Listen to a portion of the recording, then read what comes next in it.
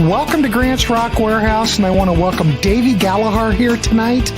Tonight is yet another episode in our That's Total Shite series. I know we haven't been here for a while, but the series does continue.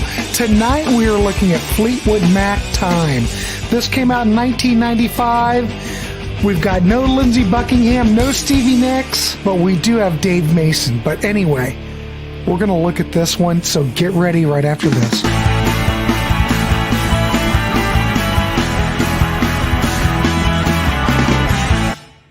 Uh-oh.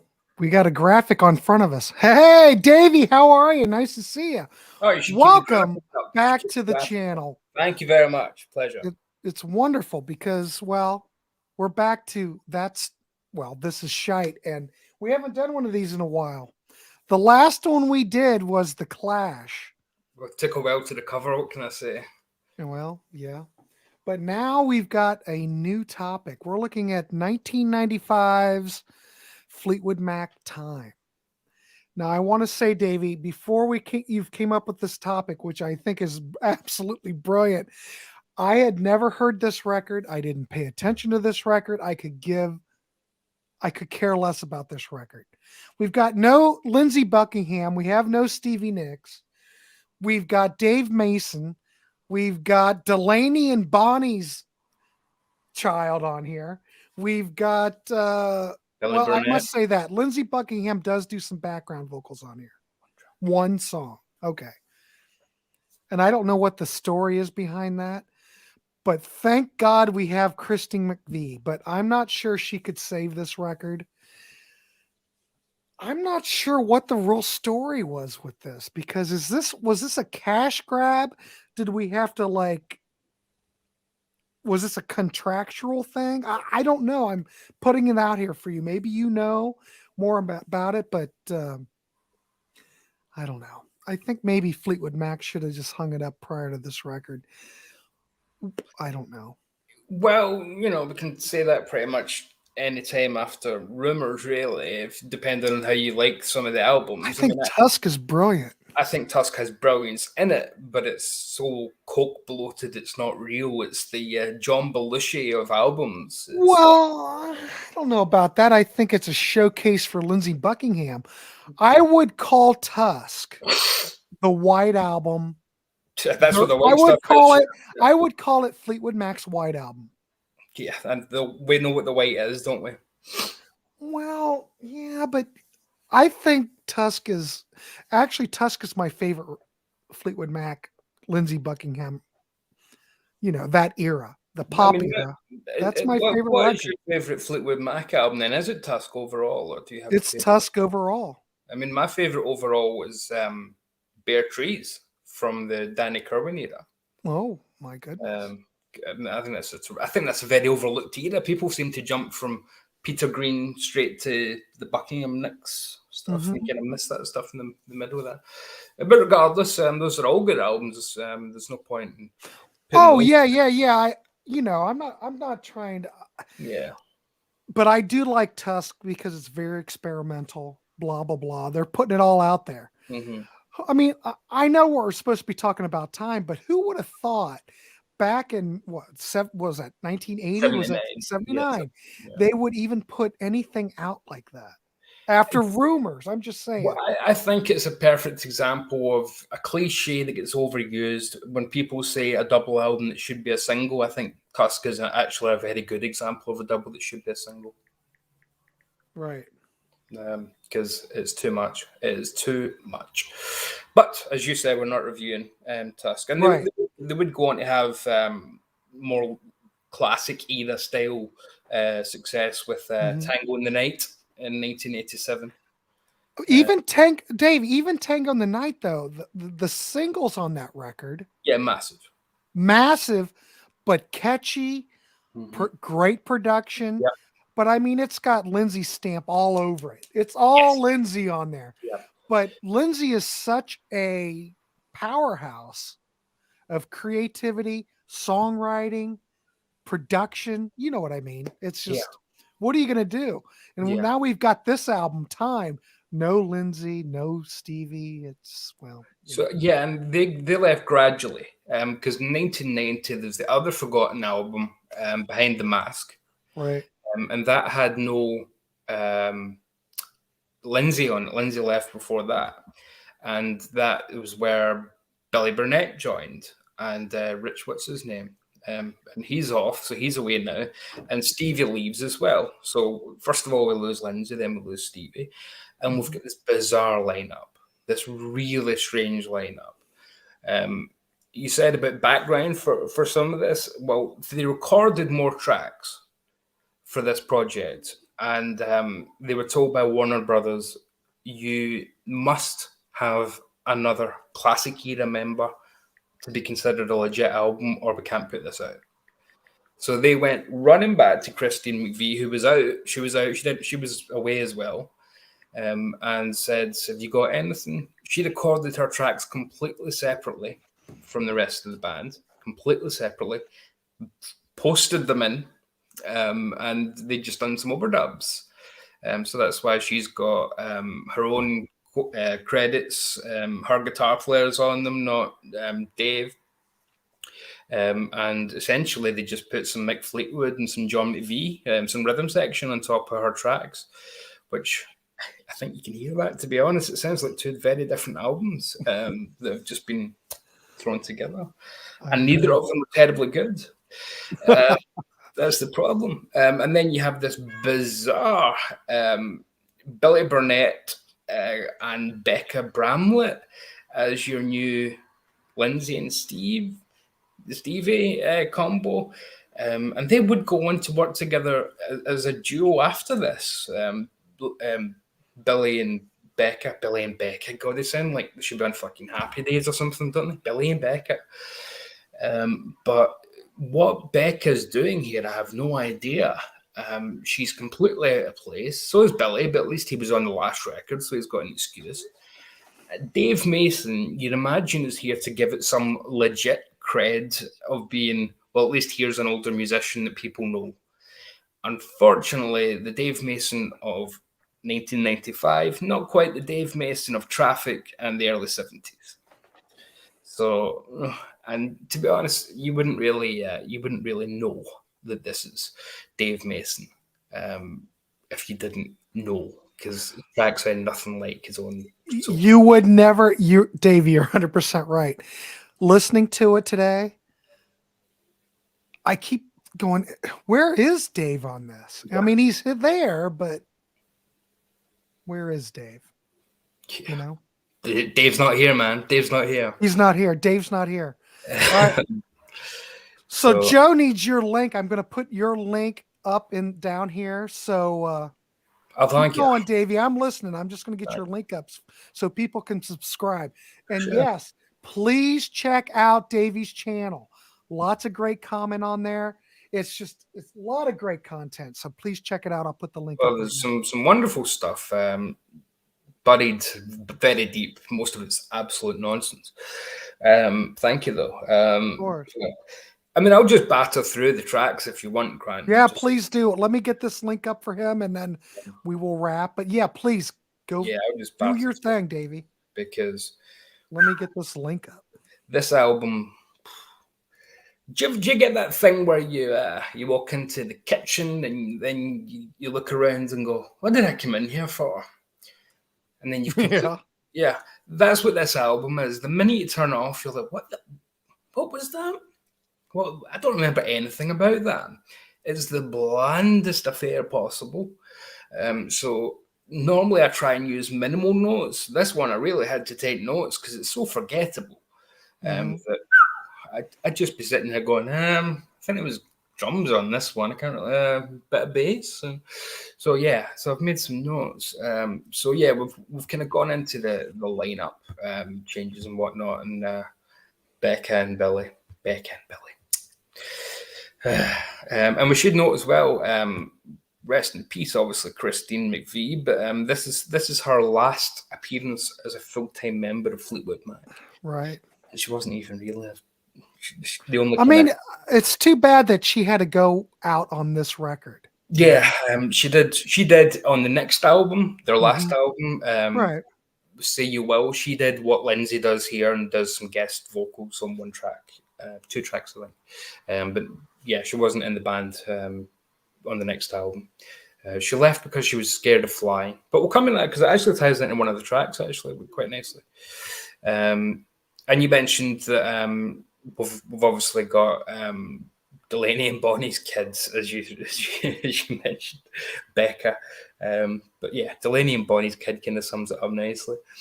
And it's the first album since 1974. Heroes are hard to find with no Stevie Nicks. So even in her down period, Stevie would always pop up. This is the first time in 21 years that she's not been a part of it.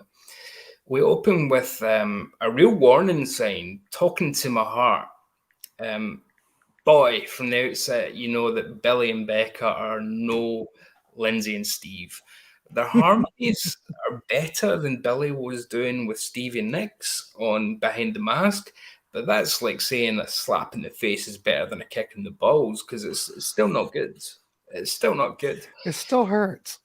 Yeah, and it reminds you of better things. You're just constantly thinking of other things that are better than this that this actual band have done, or a band with the same name. There's some nice licks being played by Dave Mason, but the whole thing is this really Nashville baiting MOR that sounds impossibly generic, and the chorus comes out of nowhere. With the "be careful what you're saying, you're talking to my heart." It's like, oh God, we're in this really bland. It could be like Michael Bolton. It could be Mark. It could be Mark Cohn. It could, Hmm. any one of those kind of guys. I was going to say Richard Marx. I actually think he's too good for this. So that's the kind of Really? level. Yeah, and what they do is they add on the vocals on top, which are really obviously overdubbed because they stand out a mile when you listen to them with headphones. Is they add on and it's like you're just adding on the ooh ahs from "Wanna Be With You Everywhere," ooh, just to make it sound more Fleetwood Mac. And guess what? It ain't Wow. working. It ain't working. So talking to my heart, no, that's not the way you start. Hollywood, some other kind of town, comes in next. We've mentioned that Christine didn't want to be on this, but Warner said she had to, or any one of the three basically. They said, get Lindsay, Stevie, or Christine because we can't market this with Right. Billy, Yeah. Beck. She didn't want to do it. Yeah. Yeah. So all her stuff again recorded with her session guys, her band, and then she sent just tapes over. She was never with the band once. And essentially, it's solo stuff that she rejected for her own albums that she just sent in, and being passed off as Fleetwood Mac. So it shows because some of her stuff on this is impossibly dated. The keys on Hollywood, some other kind of town, sound like a 1980s Casio keyboard. Um, Well, they I are wouldn't be surprised. they are I mean, you're might be. I don't think you're joking on that either. So. Yeah, no, they sound terrible. And this Hmm. is 1995.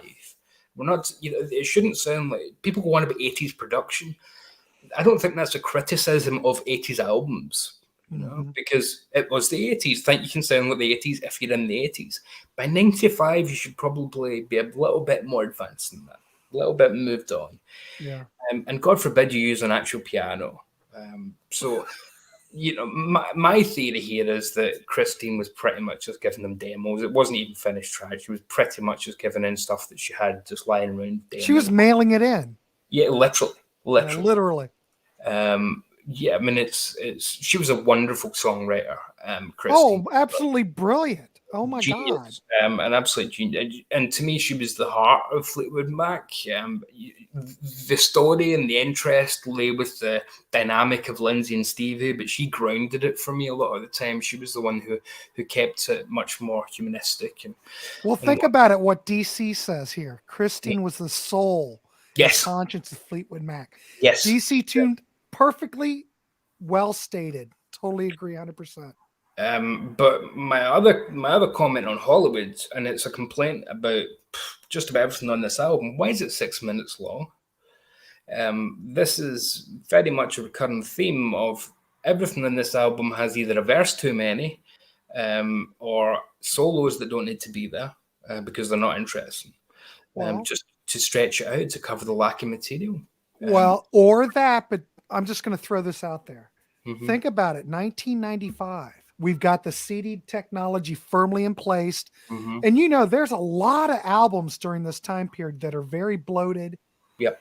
And they want to take that whole CD, Yeah. 70 minutes and let's just pack Yeah. it full of information. So it could be that or what you're saying.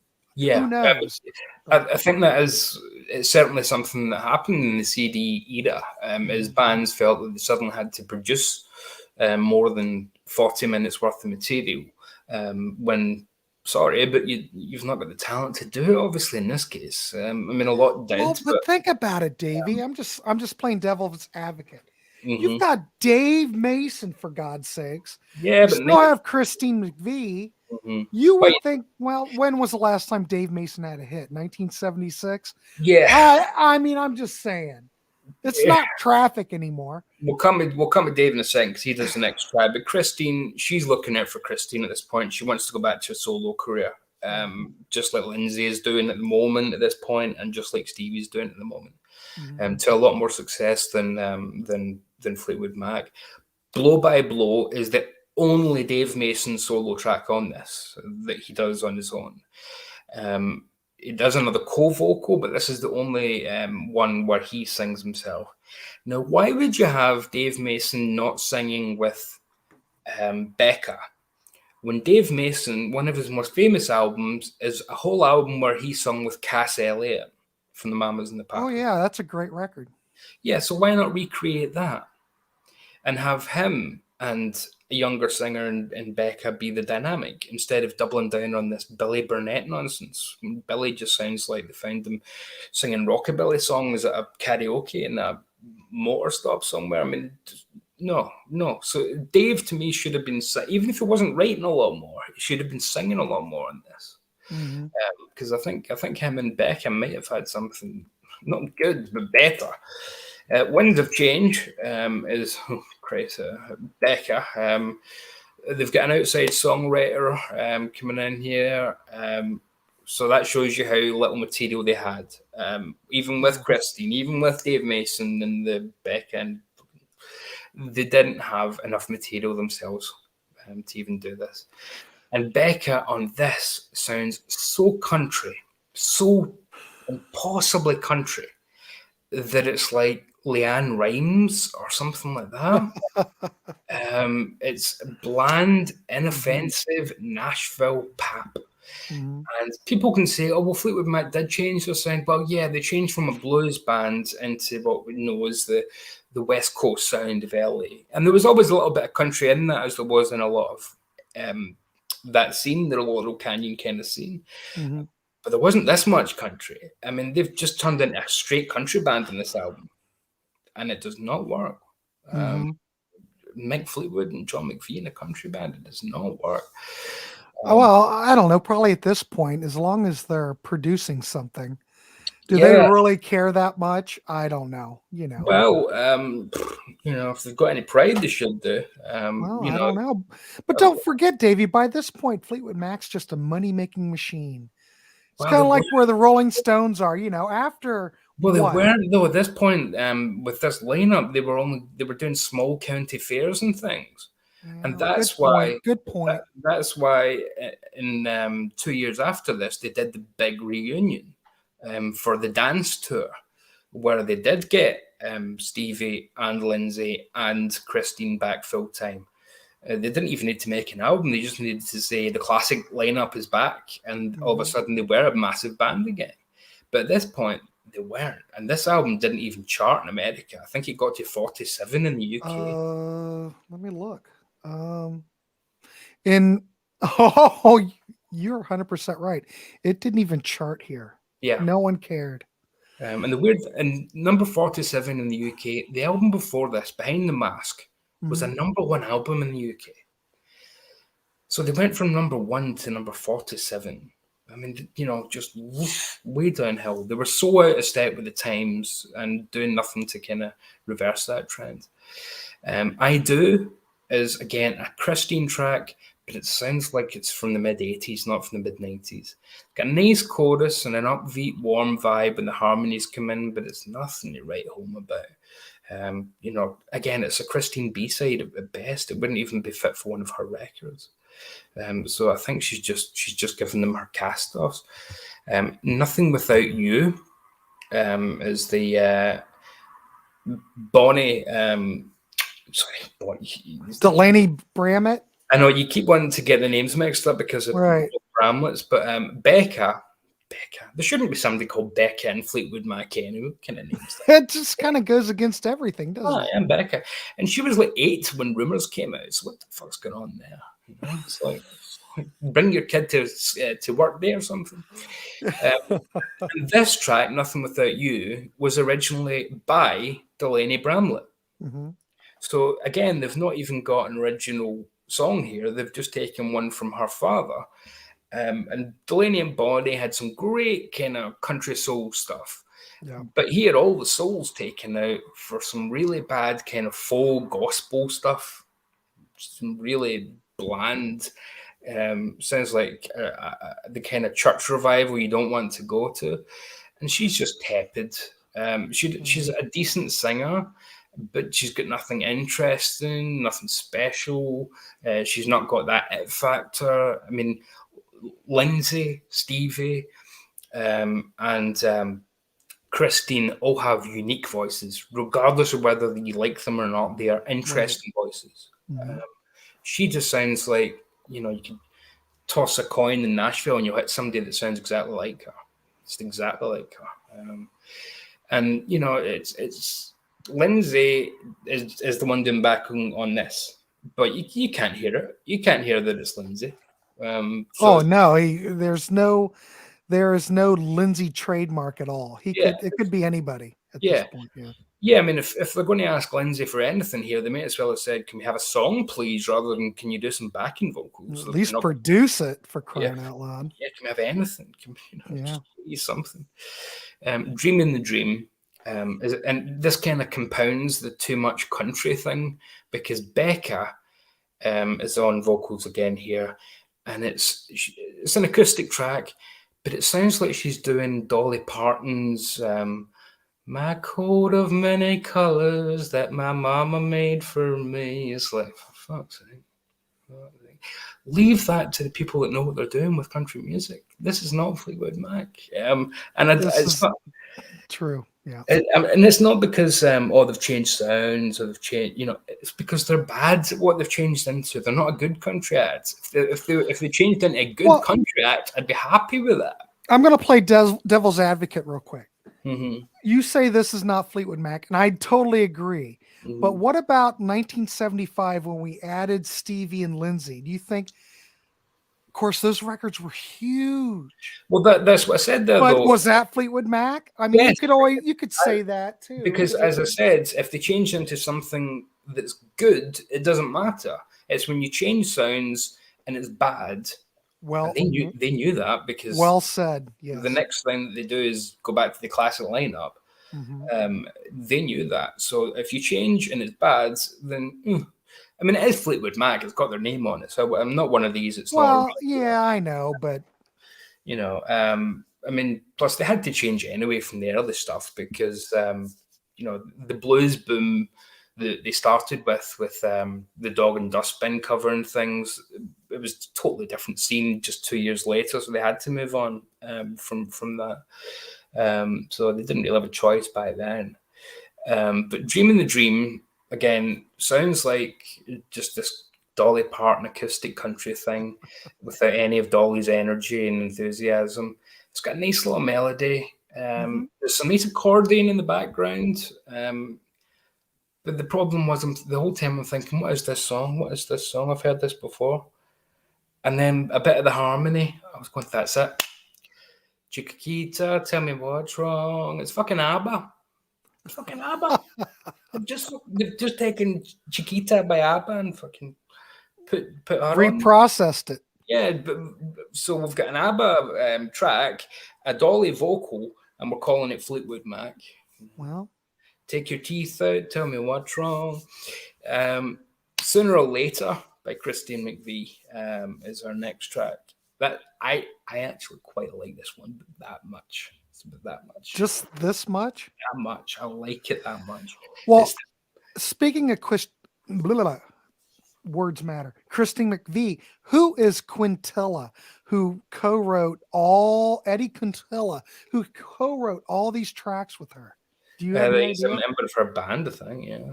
Oh, of her like solo band? Yeah, that's because Okay. nothing.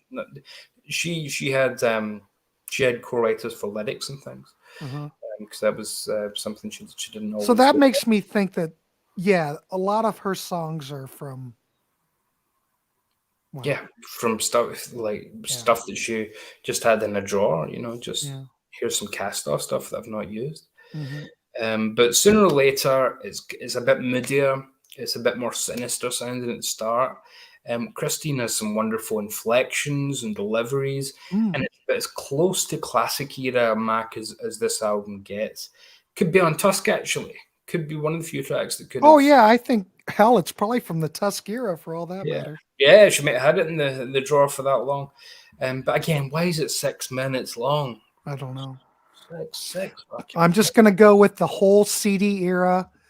No one edited it. I'm not even sure if anybody really produced this record. I think it was just like a free for all. I really don't know. I'm just talking, but it doesn't seem like it was really produced to me. No, it doesn't. It sounds like they just recorded it. That's what I think too.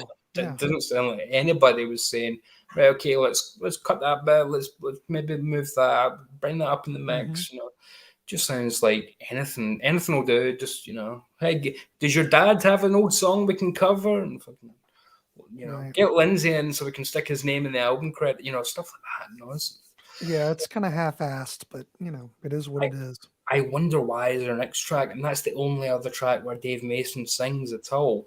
So him and Billy are only on two vocals each. It's so bizarre. Well, you know what? I just had a thought, Davey. Mm-hmm. We've got Dave Mason on this record, and he's barely on it. Do you think? I don't know. Did you think they put him on? I'm not even sure if he's really here. Was it they figure like maybe Dave Mason could get some eyes on this record, or in 1995? Well, it must not. I know I'm like in a delusional state. Maybe I could be wrong, but I don't understand. All right, the fact that Dave's hardly on here, I don't understand why Dave's even on here. Well, the great irony of Christine McVie having to be blackmailed to be on this record is she does more than anybody on it. She's on here. Thank God, at least. Yeah. Even though it's it's not even B material, it's Z material for her. So we've got the permanent members of the band are the ones who are barely on this. This is so strange. It's so bizarre. It's a decent enough little song. I wonder why, but it's Fleetwood Mac is Napalm Death. It's just nothing like Fleetwood Mac. And you just think, were they just coming up with anything they'll do? Just fucking, does anybody get any songs? I mean, they may as well have just done a covers album or something. They may as well have. They may as well. I mean, it's virtually ignored in the States. No one cared. It never charted. No one cared. Yeah. They could have done anything. Nights in Estrel is our next track, and that's Christine McVie as well. Christine, we ditched on the last track that you did. We ditched that stupid 1985 Casio keyboard. Why is it back all of a sudden? No. It makes me wonder if some of these were like demos. Yes, that's what I said. I think these are tracks that she just had demos, sent them over, and then the rhythm section of John McVie and Mick Fleetwood put on top. They overdubbed their parts. Yeah, because it's her guitar player that's on them, not Dave Mason or anybody. You just would think, though, Christine McVie Well, don't forget, evidently things in Fleetwood Mac at this time were not good, obviously. And maybe she just didn't care. I just can't imagine that she would just phone it in. But this definitely is a phoned in Yeah, performance, so to yeah, speak. yeah. I Here, mean, I'll give you some tracks. Here you go. yeah, yeah. This is not the Songbird, is it? No, This no, is we're no. a little bit away from Pete Christine, and it's not as if like Dave Mason, she's somebody who had her time and it went. She would still write great songs, Christine, until that last record that she did with, funnily enough, with Lindsay. Hmm. She did that album where was it 2017? Her and Lindsay Yeah, did an album together. It's fantastic. yeah. So she never lost it. She never lost it, and she's a big loss. But these are this is not her trying to make Fleetwood Mac. But our Well, next track is "I Got It In For You," and oh my god, th- this is just this is total shite. Absolute bollocks. I mean, the chorus, with it, I got an M for you. It's like, right, okay, now we're doing fucking rockabilly. I mean, Jesus Christ. Jeez. What is going on here? So Billy Burnett's back. there I'd he forgot is. I forgot he was on the album at this point because he's not been on it since track 1, and this is track 11. At this point, he'd been in the band for 6 years, Billy Burnett. 6 full Well, years. he is on the first track. He has a co-writing credit. That's what I'm saying. Well, He sings the first track. right, but But I mean, so he's on here for two he tracks. does 2 tracks, and he's been in the band for 6 years as a full member. So it's not as if he's the new boy in town. Becca gets more to do than him, and she is the new kid on the block. And the weird thing is, it starts out with this guitar intro that is just exactly "Oh Well," as if to remind you. Remember, the Fleetwood Mac used to make good music. Here's a little bit Yeah, of "Oh remember when Well." we were kind of heavy? Remember Yeah. that? So they Remember do that, "Oh kids? Well" for a little second because they'd done that at the World Cup opening in 1994. Which, imagine you announced the opening the World Cup in the USA, Fleetwood Mac, and then they come out and it's fucking Billy Burnett and Becky. You'd be like, what? What? Who's this? That's not Fleetwood Mac. Yeah, just a bizarre track. The intro with "Oh Well" was just cheeky. To do that just reminds you of Not much only cheeky things. but cheesy. Yeah, and they should leave this kind of thing to somebody who can do it better. Hmm. Chris Isaac, for example, would have done something 10 times as interesting as this track here. There's a reason probably that Billy doesn't have too much to do because he just has no personality, just like Becca, really. It's Billy Burnett, but he's trying to be Johnny Burnett here by doing rockabilly, and Well, it's didn't Billy Burnett kind of go on a tangent? But wasn't he in Styx too? I'd Or am I been thinking working. of somebody else? It was I don't know about that, but he was working for years. He's older than people think. He's about 70 odds now, I'm and gonna he look. had been on that album in 1975 with Delaney. So So that's his connection. so there's this kind of Delaney and Bonnie connection where I think that's how Billy got involved in the first place, and then eventually it's Holy crap. take my He daughter. signed with Entrance Records and recorded a debut album, Billy Burnett, in Mhm. 1972. Yeah. So Billy had been around Hmm. for a while. In 1979, he switched to Polydor Hmm. and he put his second record out, Billy Burnett. So Billy had been, he has all these different albums. Yeah. His third album was Billy Burnett 2 in 1980. So he's around. I I don't get it. I don't get I it. don't. Well, no, I must be getting Billy confused with somebody else I because mean, d- he wasn't in Sticks. Becca, um, every time I say that, I feel ridiculous. Becca at least has something. She's got that country-ish voice will always get you some session work as a backing singer, and that's pretty much what she's done for the past 25 years. She Yeah, was on like Robert Plant's Band of Joy and stuff. She's worked on a million records. But what Billy Burnett's done to deserve a decent career, I've no idea. Because he's I don't been know. nothing about him. Do you know what the story is on how he ended up joining Fleetwood Mac? It must be something to do with the Delaney Bramlett connection, because it's no coincidence that he works with Delaney, and then on the next it gets into Fleetwood Mac, and then on the next album Delaney's daughter also gets into Fleetwood Mac. That's too much of a coincidence. So okay, here's the scoop. Burnett met Mick Fleetwood during a taping of Dick Clark's anniversary special. A few months later, Fleetwood invited him to join the band The Zoo. So he was on The Zoo's I'm Not Me from 1983. So he's on that. He sang lead vocals on I'm Not Me, Angel Come Home, and a Beach Boys song, Gimme You. So he's on that record. So that's his connection. But so that makes sense. Tenuous at best. All Over Again is our last real song on the album. It's weird because the intro to it on synths, it's "Oh Canada." It literally comes in and goes do, do, do, do. It's like, "Oh Canada, what the fuck is that?" I thought they were going Canada. Yeah, it's like, "Oh Canada." It's a nice song, and it's a sad and kind of poignant goodbye song, a bit saccharine, but it's the last track that, again, Christine would record as a full-time member of Fleetwood Mac. So the chorus has a double meaning, and it's a kind of summation of the whole career. I mean, she even writes a line about it's finally time to break the chain, which obviously is referencing the chain.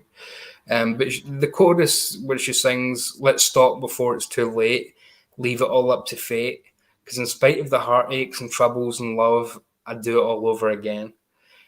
That would have been a nice way to end things, just a nice... You would think. Yeah, as well as you could end, this has been an absolute disaster, but, let's escape with a little bit of dignity. Yeah. Then we come to the last track. That's right. It's Glenn Burtnick. He was in Styx. He joined there for like one record. Yeah. Well, I'm just saying, my brain's just, you know what I'm saying. We come to the last track, and instead of taking Christine's nice sentiments as your get out, they put on this fucking drivel, which is 7.5 minutes, I think it is, of a kind of new age, ambient nonsense, because it's not good stuff. It's like they've just pressed demo on a keyboard and seen what noise it makes. And it's a spoken word by Mick Fleetwood, given a summation of it's supposed to be a tribute to Peter Green, who wouldn't die for another 25 years, so but it's a tribute to Peter Green, and it's going, "Let me tell you a story about a man of the world." It's like, oh God, what are we doing here? Why is he doing this? I just want this to end. I want everything to end now, please. And there's just there's nothing clever about it. There's nothing. It's not like when Roger Waters was paying tribute to Syd Barrett, and it felt really, really personal, intense, and powerful. Oh yeah, those 70s Floyd albums.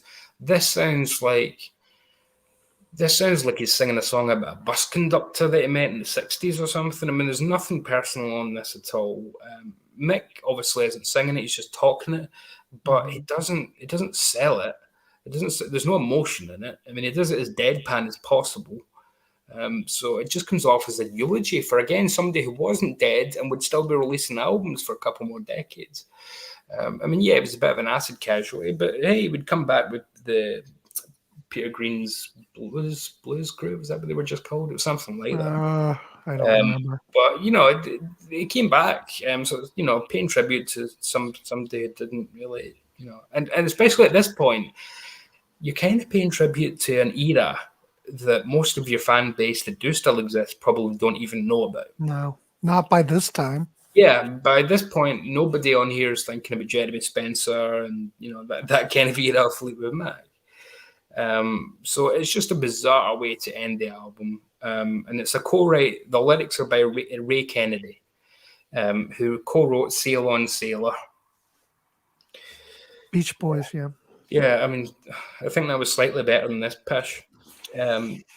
And again, it's a victim of the CD era because, as you mentioned, on LP, this would be a double. And God forbid, this would God, be. that would be terrible to put someone through that. And there isn't even an EP here. There's nothing on. I mean, there's that one track that's like, and I always think of the ultimate dad rock album. Like double denim kind of thing. Dad rock, where it's like Father's Day. What should you get for your father? I always think the ultimate dad rock album is Genesis. We Can't Dance. Right? I Really? think, yeah, just for that kind of middle of the road. So he likes fucking he likes the video with Phil Collins in the car, and he likes Jesus. He knows me, no son of mine. That kind of thing. So that's your dad's album. What do you get your mum for Mother's Day? This is just your Mother's Day one. It's bland crap, an attempt just to sell it to the middle of the road. The same people that would go on to just the people that own one album every year, one new album. They'll buy the new, at this point, I don't know, Shania Twain or something, and nothing else that year. It's like, oh yeah, I remember Fleetwood Mac. Oh, they put out a new album. Oh, Yeah. I've loved them since 1975. Yes, when they And they would formed. put it on, they would never know that anything's different. Yeah, when they formed in 1975. Right. But this is just selling it to the middle of the roads, nonsense Nashville, and maybe that was in the zeitgeist because, as we mentioned, the Beach Boys there, as we know, the Beach Boys the next year would do Stars and Stripes Volume 1, where they did a country album. Mm-hmm. And that was even worse than this somehow, but I'm sure we'll get to that in our Beach Boys discussion. Well, eventually. Yeah. It might take us 100 years, but we may get to it. That's fine. As I said to John Clauser earlier, the universe has 5 billion years left, so we've got plenty of time. We got plenty of time. Yeah. Plenty of time. And I think this album is an illustration of product over integrity. They just had to have something on the shelves for Warner Brothers. These days, you can get around that by just saying, just do a super deluxe. This was released in October of 95. So yeah. I'm surprised they didn't wait a little bit longer and put it out for Christmas, more closer to Christmas. Yeah. But, oh well. I mean, how out of date? I mean, 1995, and certainly in this country, at that point, top of the charts, Oasis, Blur, The Verve, Suede, Ocean Colour Scene, Elastica. This is totally out of sync with any of that. Yeah, nothing. The legacy acts that were still making it were doing so in the album charts. Dylan, Neil Young, but they were still doing it with integrity that is just totally lacking here. This is disingenuous, and it is a complete that'll do. Like, this is the bare minimum they could get away with to call it an album by Fleetwood Mac.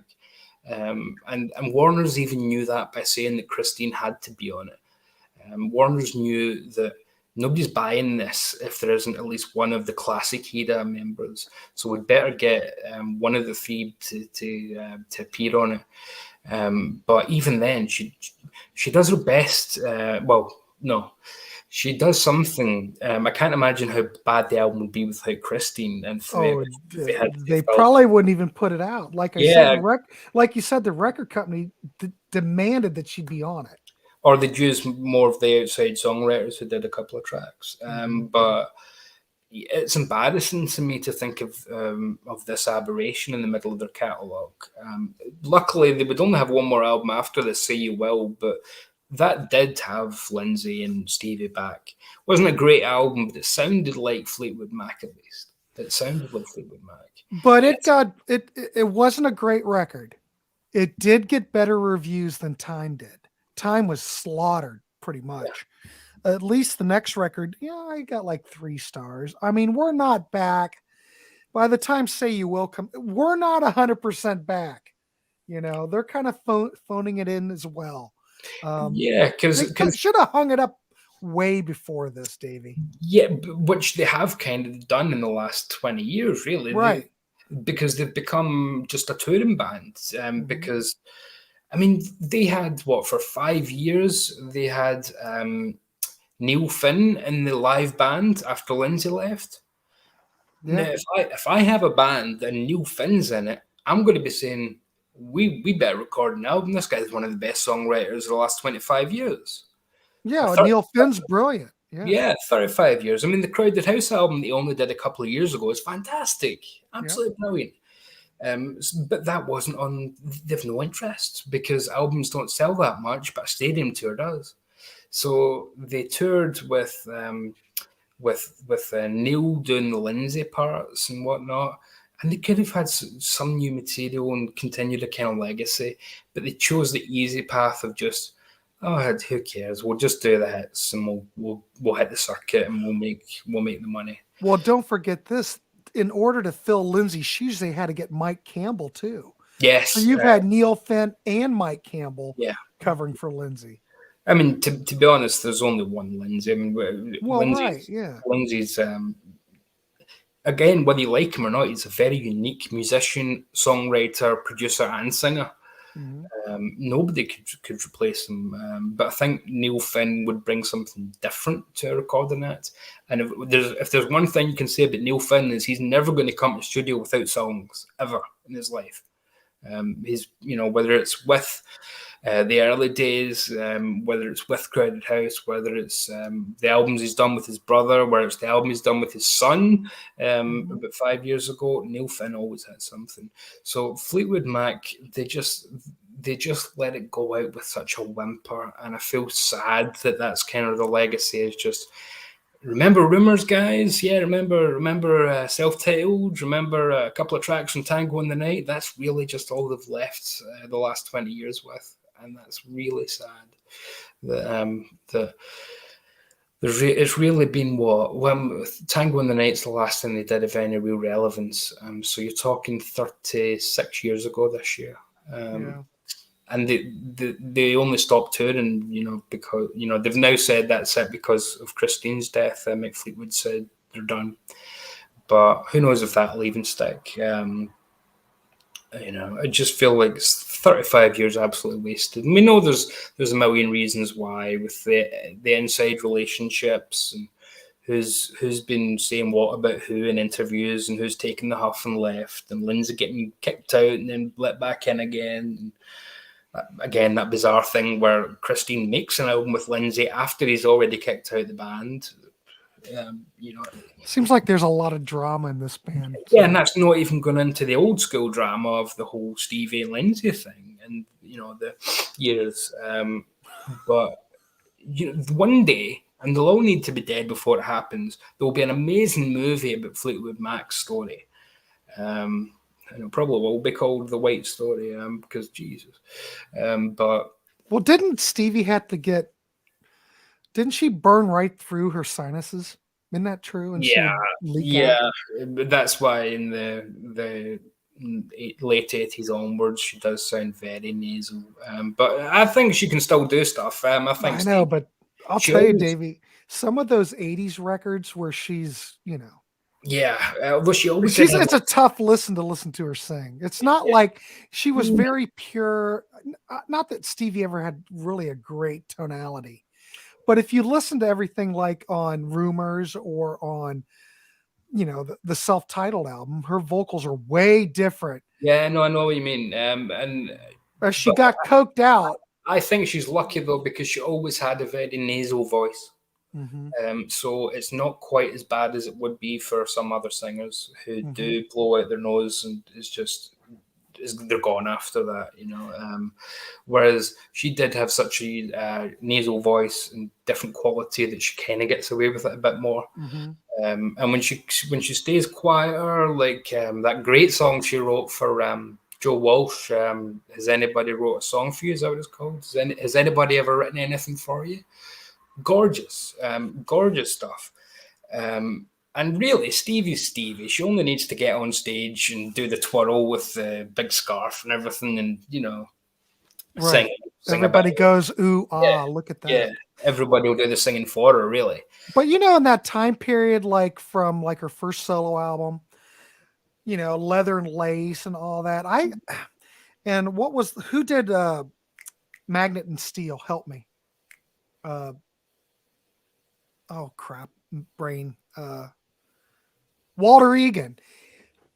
Lindsay and Stevie are all over that first Walter Egan album, Mhm. and they're on the second one. But her background vocals, I know this is a bit of a tangent, but I really think that her greatest, I don't want to say achievement, but I think one of the best things she could do, her backgrounds are always very unique and would stand out, and her tonality along, if she's doing like a vocal with somebody else, for some reason her vocal tonality would really blend well with other people. I Yeah, will give her that. yeah, and that's why her and Lindsay do have that intriguing story, because even after they had such a horrible breakup, both of them recognized that together they're They, magic. yep, They're it's still true. magic. So they would, after everything that went on for years and years between them, they would still come back together and still somehow make it work. Right. Until one day eventually it couldn't anymore. But Yeah. I wonder really what happened there, because I don't know. Who maybe they knows? said we're just too old for this. And I mean, Lindsay getting kicked out of Fleetwood Mac was, I mean, probably at that stage he wasn't too bothered because they weren't interested in recording, and he was. I mean, Lindsay, as well as doing that album with Christine in 2017, he did a solo album self-titled, 2 years ago? Fantastic. 3 years ago now, I Yeah. guess. Yeah, I keep forgetting we're in a new year. Fantastic record, just called Lindsay Buckingham. Hmm. So he is someone who still wants to make music. He's still interested in going out there and creating something. He's not interested in doing what Stevie's doing, which is, hey guys, remember Rhiannon and remember Seven Wonders and touring with Billy Joel this He's year. not living in the past. He just keeps forging ahead. Yeah. In fact, Dave, the pickup artist, put it in the comments there. As I mentioned, there, Stevie's doing a tour with Billy Joel. Yeah. Billy Joel, again, he's not recorded an album in 30 years. Right. So that's a perfect tour of complete laziness in terms of not wanting to push forward with progressing your music and just giving up and just Well, I saying, don't think he cares. well, that's what I'm saying. Obviously, he doesn't care. Well, that's what I'm saying. These acts are just content to, well, why would I bother making new music when I can tour the hits and people will pay me a lot more money anyway? And I Yeah. don't know, just it might make them happier in their houses. They get bigger and bigger, and a new Picasso for the wall or whatever. But from a musical standpoint, it just taints their legacy a bit for me. Yeah, you kind of think about this. This is, what does that tell? What does that say about Billy Joel as an artist? Is he just going through the motions? I mean, I don't know. Was it that? Well, wasn't it? What year was the last record he put out? It was. 1993, River of Dreams. What was the reason why he gave it up? Was it because it didn't sell? No, that's all gangbusters. That record. Remember, Well, he, what was it? I don't remember what the whole thing was with he him. just he just said he had no more songs.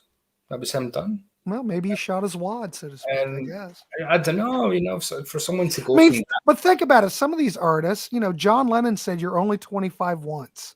that. You know, his peak was in six. Everybody said the best stuff Lennon ever wrote was in 65. I don't think that to be true, but you're only, it's like Bob Dylan. You ever see that 60-minute interview with Bob, and Bob, Ed Bradley's going, well, who wrote those songs? And Bob Dylan goes, I really have no idea. Yeah. Could you do that again today? And, Bob would go, oh, I couldn't do it. I don't know where those songs came from. They just flew out of me. Yeah, although the Bob Dylan of 1965 couldn't have written Lovesick or couldn't have written Blame Willie McTell so he's someone who progressed.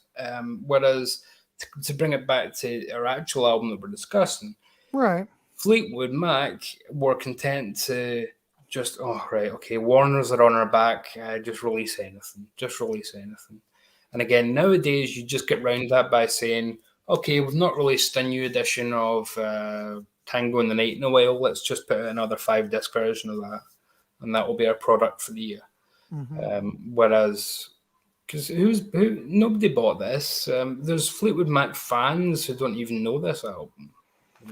I've never ever seen it used in the Yeah, used bins. I've yeah, never seen it. I've never seen an actual physical copy. I knew about it, but like I said, it didn't even. Well, we talked about it. Never even charted here in the States. You yeah. know, I mean, you look at the album cover. That's like, what is that, an eggshell or something? Cracked egg, but something. to me that doesn't look like a Fleetwood Mac album. But just looking at the album cover, it's like so Yeah, unfamiliar because it doesn't feel part of the canon, if you like. You know, it feels like it's something. When was that? Oh yeah, that was that one with Dave Mason that nobody but remembers. no one even knows anything about it. And it's almost like, and again, we know it's just because Warner's were pushing for it, but it just feels like they'd actually been better doing the Billy Joel and saying, no, we're not going to do anything new. Well, at least Billy Joel, I don't know if that ended his. I don't know what his contract was, but the fact that he could. All right, you have to give it to Billy Joel. Even Mhm. though he's touring, he has to make money. I give him that. But he was actually able to say, "Hey, I'm really out of songs. I Yes, it's better than bullshitting your way through knowing that you're out of songs but trying to keep going anyway. it makes his legacy appear to be stronger." Yeah, Fleetwood Mac ending like this just looks like a it's kind of pathetic, yeah, you know. it's really bad when your last three albums, Say You Will, is by far the best, and even that is completely middle of the road. It's not classic, not even remotely, but it's better than Behind the Mask, and it's better than this. Mhm. Yeah, to go, it's amazing that this band went from, you know, the big comeback that was Tango in the Night to complete irrelevance within just a few Yeah, years. Tango Night, what was that, 87? 87, yeah. But With look how long ago that was. 36 years. Yeah. They went from being, hey, they're back and they're just as good as ever. Okay, maybe not that part, but you know that album was huge. Mhm. And 3 years later with Behind the Mask, and then what, 7 years later with this, 8 years later, irrelevant, completely, Irrelevant, yeah. not just out of touch with what's going on in music, but out of touch with who they are, because this doesn't even seem like the people on it are on the same album, which we know they're not because Christine's tracks are so different. Mhm. So, in fact, I wouldn't be surprised if Christine's never heard the other tracks on this, if she'd never heard them before she passed. I would not be Oh, surprised. I'm sure she had. She didn't pay attention, I'm sure. I can't imagine her saying, I'll need to rush home and listen to the other half that wasn't on with Billy Burnett and Becca. She's probably never met Becca. No, she doesn't know Becca. But the thing is that the record company made her appear on this record. She may have bad, I don't know, bad opinion of it already. I don't know. But, I don't know. It's just such a minuscule record in their catalog. It's just sad. Yeah, it's just like when you've conquered the world in terms of music, you've got to the peak of your type of music, which regardless of whether or not people individually like rumors or not, we all have to acknowledge that that is the peak of that kind Hmm. of music. To then just be so irrelevant that people actually don't remember that this album even exists. Yeah. That's that's some of the albums we've covered, yeah, at least they're memorable bad. This is just Well, this one, yeah, I think that's a good point. If you think about the Clash Cut the Crap, there were some people that left comments about that show we did, and they were like going, I like Cut the Crap. What are you talking about? I don't know if I'd love to hear. By the way, anybody in the chat or watching the show, please leave a comment. Let us know what you think about this record because I'm really curious because it's virtually forgotten at this point. I think the most we can hope for is like my summation, people saying a couple of Christine's tracks were okay. Hmm. I just can't see anybody going to bat for this. I really can't. I mean, there's nothing to it. It's a warm, tepid glass of water with some lettuce in it. It's absolutely nothing. It's just blandness personified. Hmm. Middle of the road. Again, so much. Country rock. Yeah, but mostly just country. There's not even rock on it. It just sounds. It's yeah, I yeah. mean, Becca just she's square peg round hole. Doesn't even go far enough to describe how out of place she is, and she's distinctively too young for this band as well. Mhm. She's working with a bunch of people who are literally her father's age, and she sounds like the work experience girl that's been let loose in the studio for a few hours, and she's only a temp. Why don't you do a song? And she's getting a nice plain voice, but I'm sorry, that's not good enough for Fleetwood Mac. It's never about being nice. It's about making supreme music. Yeah, just Steven 35 didn't even know this record existed.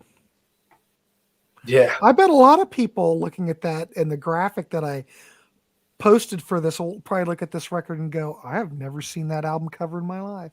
yeah. I guarantee if they go into Spotify and put on track one and listen to it, like I think someone did say in the comments, they only got like 3 or 4 tracks in.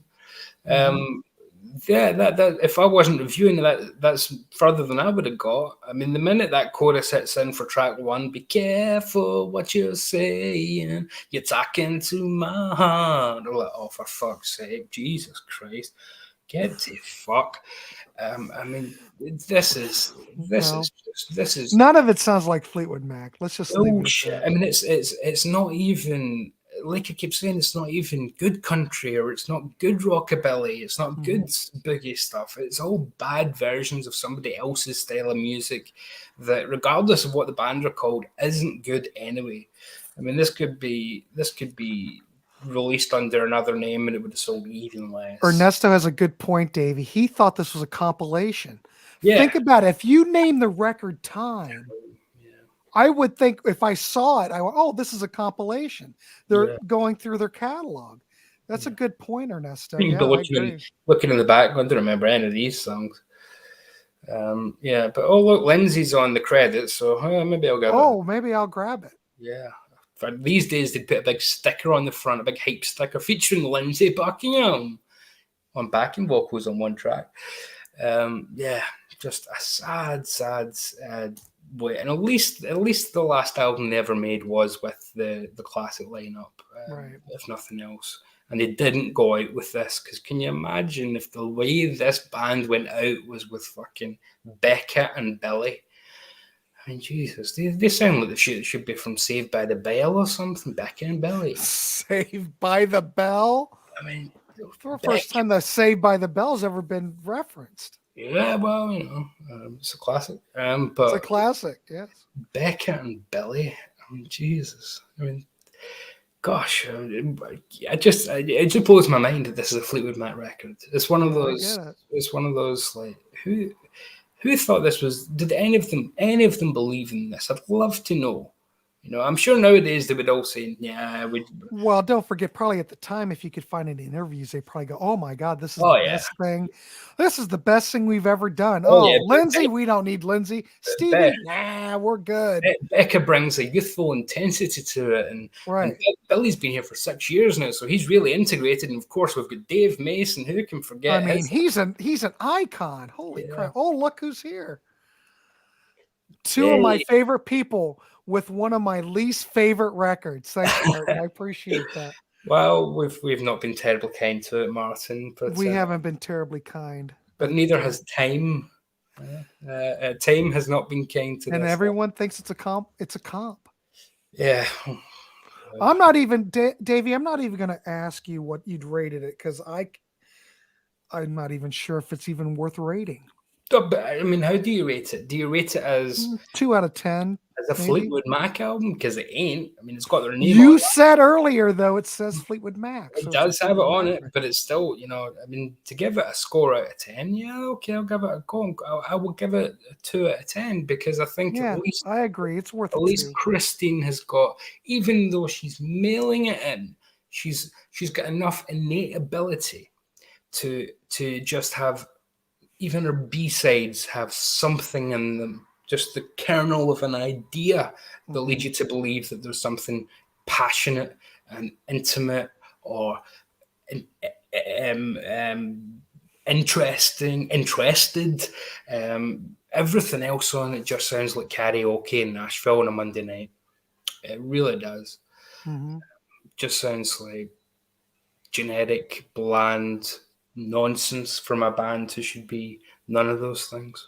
Yeah. Nonsense, maybe. They always loved a bit of nonsense, but yeah. I didn't. Hey, Stephen, I didn't see that Billy Joel recent interview on Howard Stern. He writes all the time. He's just not interested in releasing anything. He feels his time is over. Well, he's probably right. Because think about it. I know we're on a tangent, but really, Fleetwood Mac, Billy Joel, who are they going to be playing to? Has anybody listened to the top 40 for crying out loud? Most of that stuff I don't even recognize as even music. But I do agree with Billy. I think, yeah, his time's over. A lot of these legacy bands, their time is over. What's the usual time? 10 years usually, and then you expire? I don't know. Well, it depends. I mean, look at your Bob Dylans, look at your Neil Youngs, look at your Bruce Springsteens. Well, Neil's a bit different, I think. They find a way to still be curious. 50, 60 years now in Bob Dylan's case, years later into their career, they're still searching. They're still looking for that next great thing. They've still got a muse, maybe a different muse, but they've still got a muse. Nobody here believes in it. To me, Fleetwood Mac, the classic lineup of the Rumours era and the self-titled era, they did have a synergy and a greatness about them, but it was always on the verge of collapse. And it collapsed so much by this point that people standing in, it's like the stuntmen doing the movie instead of the actual actors, these folks here, no, they're not. I'm not sure, Stephen. Yeah, that's a good point, Davey. But Stephen, I think, as far as I know, I think Steve Perry is part of that whole journey. He has a vote on things, I think, and I think he's paid not to perform. He might be able to do like a Christmas record or something, but they don't want him competing with him. Is what I understood. I could be totally wrong, but I'm pretty sure I read that somewhere. Yeah. But again, though, artists, and I guess it just shows the difference between artists and people who are just doing it for a living, and they are just doing it to pay the bills. And then when they get to a certain point, it's not, they're not interested in releasing something that's not going to make them money anymore. What have we got with, who else? Paul McCartney. Martin's on fire tonight. Yeah. He's not pushed the envelope in decades, old Paul, but it still doesn't matter because he's still got something that he wants to release. So, right. There's always something interesting if an artist follows it, but when they just give up and say there's nothing worth doing, so we might as well not bother. I just think, well, you're not an artist then. You're not an artist. Right. There's always more things to say, more things to experience, more things to express, more things to respond to, more things to, And again, this whole notion of you have to be young and full of piss and vinegar. Shouldn't you get more experienced as you become older? Shouldn't you have a different perspective? Well, shouldn't you, shouldn't there be a different way you would think. Mm-hmm. But think about it. When I was a kid, I wasn't listening to anything my parents used to listen to. I mean, they're like Benny Goodman and all that stuff. I wouldn't listen to that. You come from that different generation where there really wasn't such a thing as legacy acts. Is that right. Rock and roll kind of wiped out what had gone before. Benny Goodman wasn't having a comeback anytime soon. And Glenn Miller certainly wasn't. Chris, his last hit was an Ocean, unfortunately. But these acts that have been going for 50 years now, to just spend half of that now, for half of your whole lifespan to have been having given it up, what's the point? What's the point? Well, you do have a good point because, things after the Beatles hit, things moved rather rapidly. And, well, even when rock and roll hit, back in the 50s, things moved rapidly from Benny Goodman to all, rock and roll, Jerry Lee Lewis. And if you think about in current times, everything got to a certain point, and then everything just kind of is moving along, but nothing has really changed. This is why Neil Young can still produce stuff, and it's still vital. It's still something that people can, take in and listen to. It's not like that big leap between rock and roll and Benny Goodman. It's just, or rock and roll for that matter.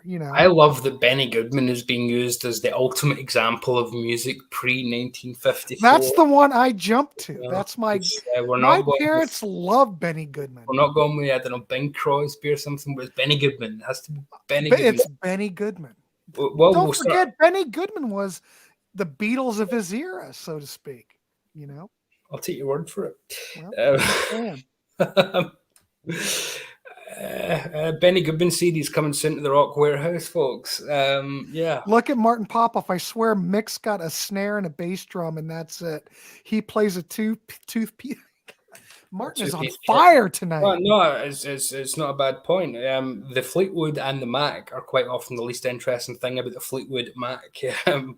Mick and John, I don't know, were they there just because you can't call the band that if you don't have the Fleetwood and the Mac?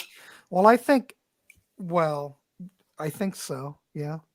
But I think John was way more interesting in the Blues Breakers when he was playing with Eric Clapton than he ever was in Fleetwood Mac. Yeah, and obviously that blues boom, John Mayall gave so many acts their first break, but music changed so rapidly that calling the album Fleetwood Mac in '75 makes sense because it was such a new start.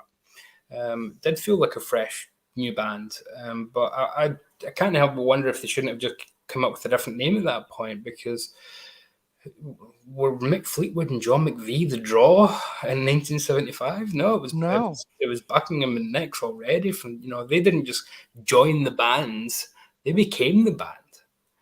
Right.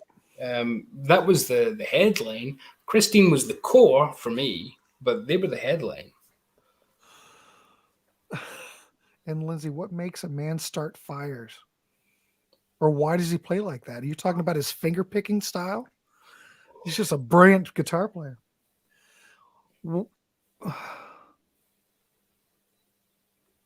Elvis was still alive, would he pick them? Well, he still recorded an album a year before probably. He died, usually two. Nice album covers too. Close to the Worst. I don't think Martin likes Fleetwood Mac too much. Well, he's right about this bloody album cover. What is it? I mean, a broken egg. It's a horrible album cover. I don't know what it's trying to say. He's just good, Martin. He's just good. He is a brilliant guitar player. I mean, that's why they hired Lindsay originally, just for his guitar playing. That's what they wanted. I think he's brilliant, but self-indulgent, which is why I have issues with Tusk. But when he's good, he's great. When he's bad, he's Lindsey Buckingham. Well, Mark Knopfler kind of plays like Lindsay, though. If you ever watch him, he's playing, he doesn't use a pick. He's very similar to Lindsay. I think Mark Knopfler as a guitar player is another brilliant player. Do you think he should have joined Fleetwood Mac? Is that what you're saying? Why not? Why not? With the grumpiest, growliest vocals the band's ever had. I'd say you might as well. They should have got him instead of Billy Burnett. I'm just saying. You can go your own way. Or Dave Mason. Go your own way. Yeah, Dave Mason. Yeah. Well, Davey, I guess we've went over an hour. Where are we at it? Hour 13. We probably should wrap this dog up. Yeah. Do you think the kids were excited in 1995? They said, "Oh, I'm going to put down my Alice in Chains records because I hear Dave Mason's joined Fleetwood Mac." And no one cared. And no one cares now. Nobody noticed. It's all the old people that want to go see Fleetwood Mac and relive 1975 that go now. Dave Mason probably doesn't even remember this. Oh, here we go. Martin Popoff. I did a 2-hour walk today and listened to all of Making Movies. There's another band with crap album covers. Well, yeah, you might have a point. Wow, you listened to all of Making Movies. Look at you. I'll have to applaud you there. And a 2-hour walk. Guy's dedicated. All right, David, let's wrap this dog up. So there you go. Another episode of That's Shite. And I want to thank Davy Gallagher for coming on.